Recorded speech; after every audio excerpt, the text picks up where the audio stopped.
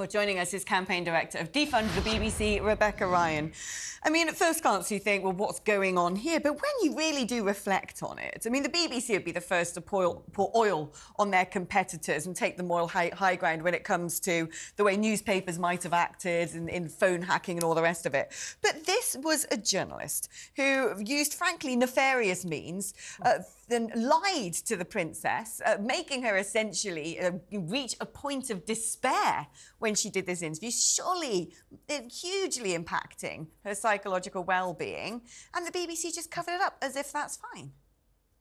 Exactly, and this is the thing that we're seeing at the moment, isn't it, with these big organisations, as we've discussed before, you know, it's similar to the post office, where you get these organisations just cover up, you know, close up the hatches, whitewash in all investigations, and then think they can just carry on with business as usual. And as you've said there, they've spent up to or at least 250,000 covering up with these redacted emails. I think what the BBC doesn't understand is it's heading towards, you know, it's got a tsunami heading towards it of people who are just sick to death of this. You know, they're seeing what the post office has done. They're seeing with the BBC, we had earlier on this week about 130,000 prosecutions a day. That's a horrendous number, isn't it? And this is, you know, it's coming up in people's minds now that these organisations are behaving in this way, bullying people, and they can't get away with it. And we could, you know, people don't want to be funding organisations like this.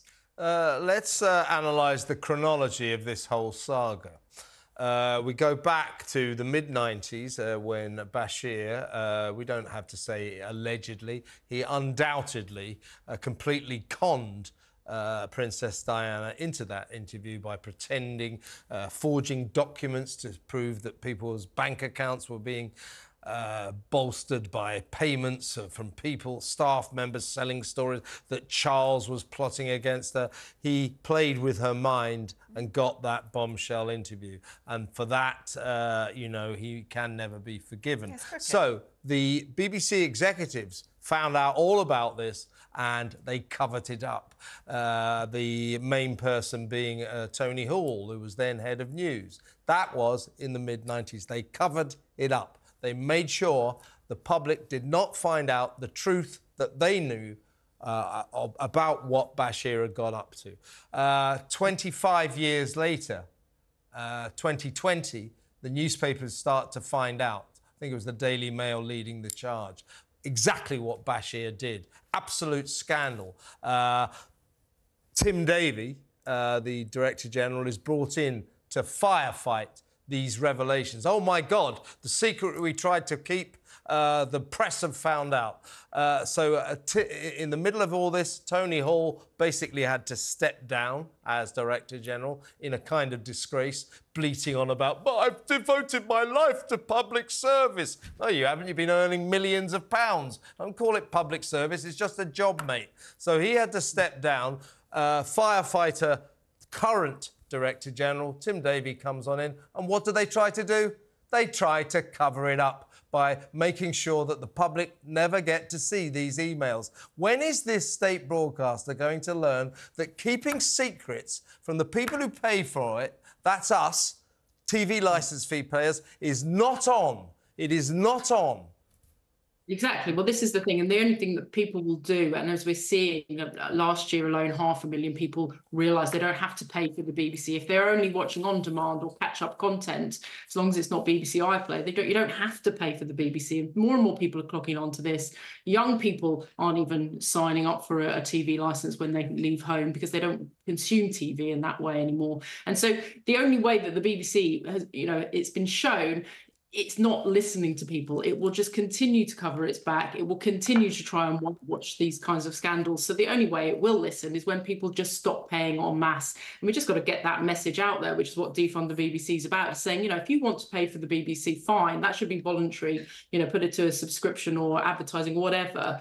But if you don't want to pay for the BBC and you're not happy with the agendas that are being pushed, these whitewashes, the huge amount of waste, then you can stop paying for it if you watch on demand and catch up only, as long as it's not iPlayer.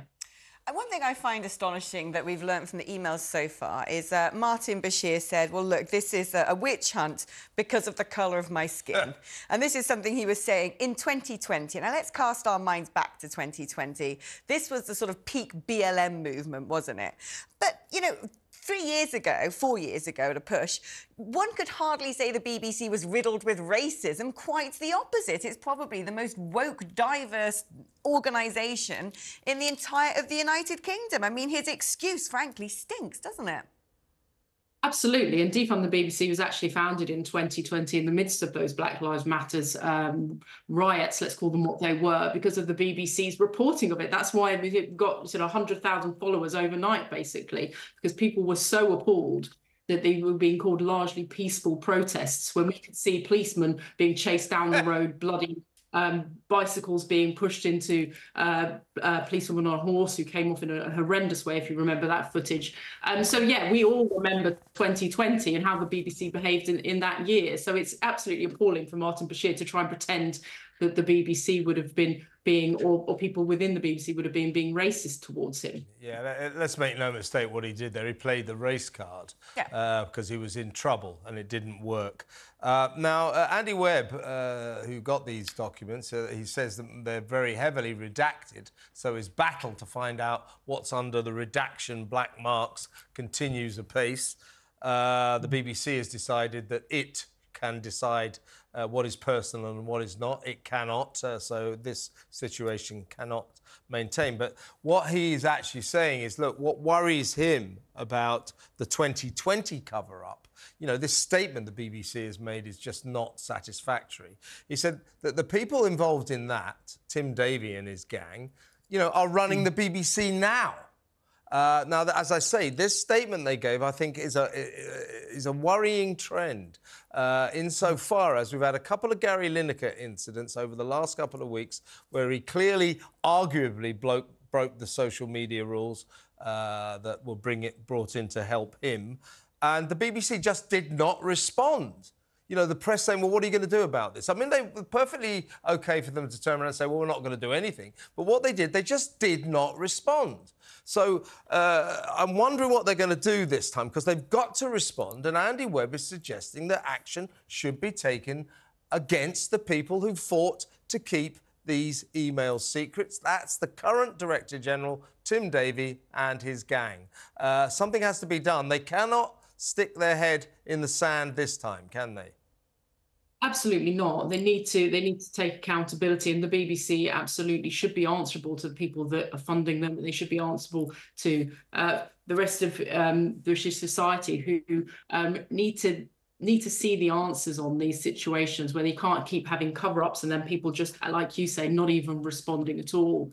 It's not acceptable for the national broadcaster that is forcibly state-funded to just not answer to these questions. And people just won't accept it. And what the BBC are actually doing, that, you know, they're essentially gaslighting, to use one of these sort of woke words that the BBC would love. They're gaslighting the British public by just sort of saying, oh, well, this is nothing to see here. Yeah. And the BBC knows that they have a monopoly over the news cycle. Essentially, what goes on the BBC website will dictate to a large part the news for the day. So if they don't talk about it, then it doesn't happen. And that's just an abuse of power, and not one that the British public will happy to be paying for.